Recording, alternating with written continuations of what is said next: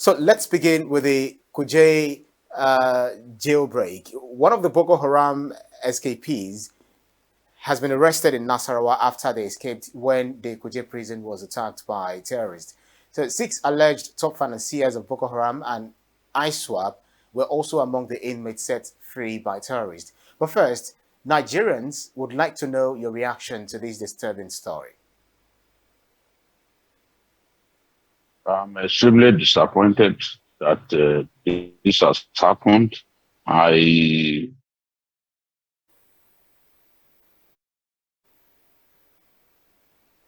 totally expect this not to happen.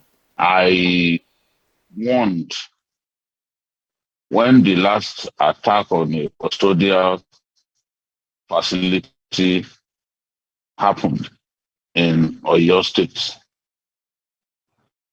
I called on the Minister of Interior to call a meeting with the service chiefs and arrange for sufficient security around our custodial centers, around our prisons. A lot of us are old fashioned. We still prefer to call them prisons. But I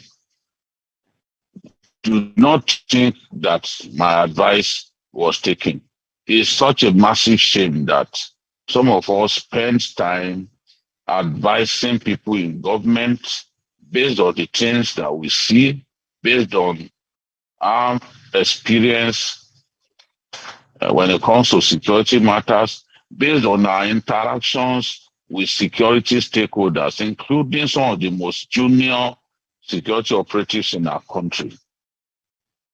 We interface with them and we come up with potential solutions to our major problems. But the people who run our country prefer to ignore the advice that we give. It's on only a few occasions that they choose to pick up the advice that we give and implement them.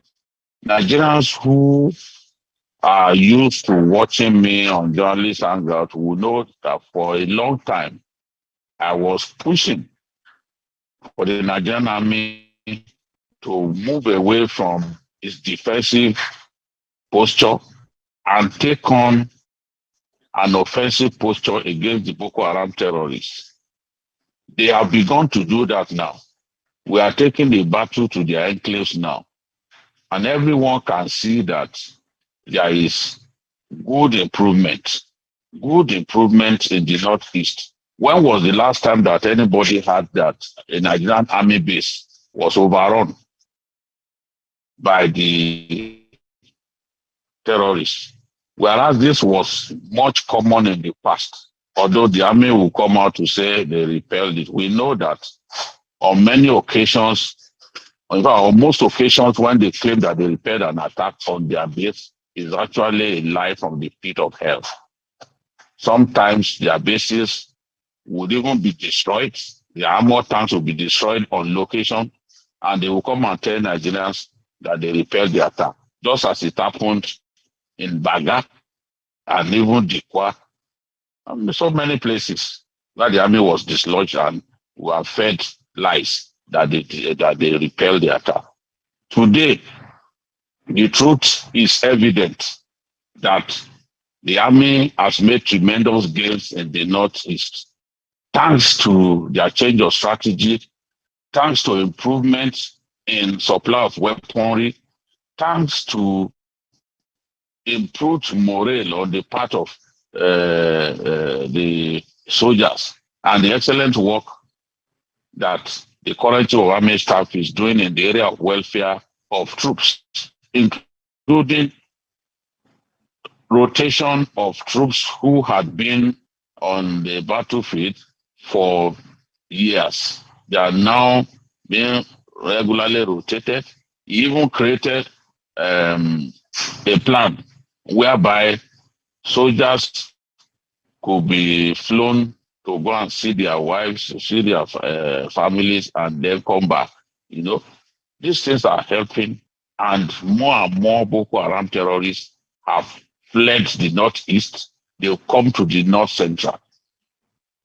I want that we needed to improve security around the prisons. I advise the minister to call a meeting with service chiefs and request for a good number of troops to be posted to those custodial centers. That was not done. I've heard the minister say that the Kuje prison is a world-class facility. I don't know how many prisons he has seen. I don't know whether he has seen prisons outside of our country. But if anybody will call Kuje prison a world-class facility, what do you intend to call prisons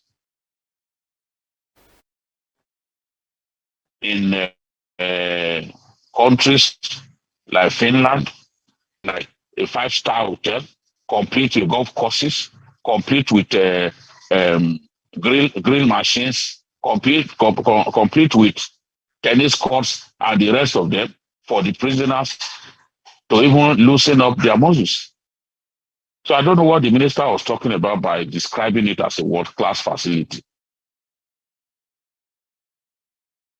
Many things Nigerian are actually world-class in the first place. A prison that a band of terrorists can easily overrun, how is it world-class? A prison that the Senate president taught along with his colleagues and discovered that they did not have CCTV in place, closed-cycle television in place, is world-class. Is there a different meaning for world-class? I mean, the Senate president was saying that the Comptroller General of Customs should make a request for CCTV in the 2023 budget. So the question then is, what are we going to do in the interim? Are we going to wait until the 2023 budget is put to bed? Are we going to wait until money is appropriated based on the 2023 budget before we put CCTV in our prisons?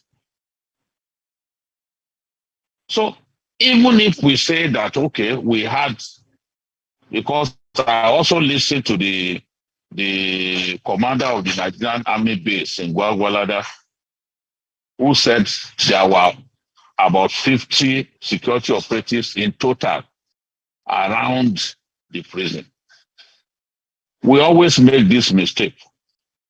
We put 20 soldiers at a location and we deceive ourselves that they are sufficient. We did that in Chibok. We refused to learn our lessons. We put soldiers in Chibok. We thought that those soldiers were enough to protect the students. And instead of relocating the students and making them to go and write their final papers in the Borno state capital, we thought that a few soldiers were enough to secure that school in Chibok.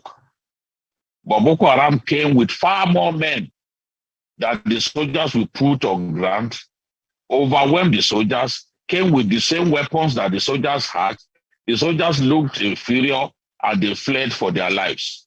The rest is history. Those girls were taken into captivity. We still have no less than 80 of them still in captivity.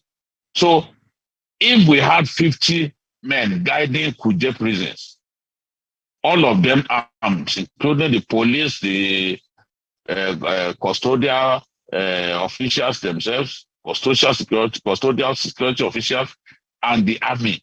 And Boko Haram came with 300 men on motorbikes. They came with IEDs. They came with anti-aircraft guns. They came with rocket-propelled grenades. How did we expect 50 men to stand up to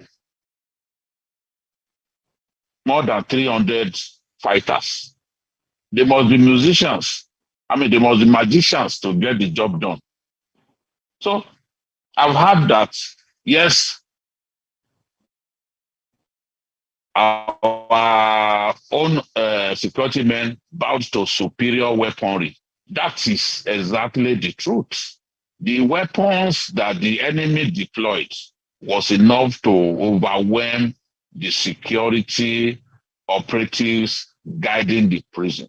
Maybe the lesson we can learn from this is to further fortify that prison. Yeah. We will need to bring in more soldiers. We will need to deploy gun trucks. We will Right. need to deploy armor tanks. We will need to fortify the place. It's such a massive shame that people who should not see the light of day are now roaming around.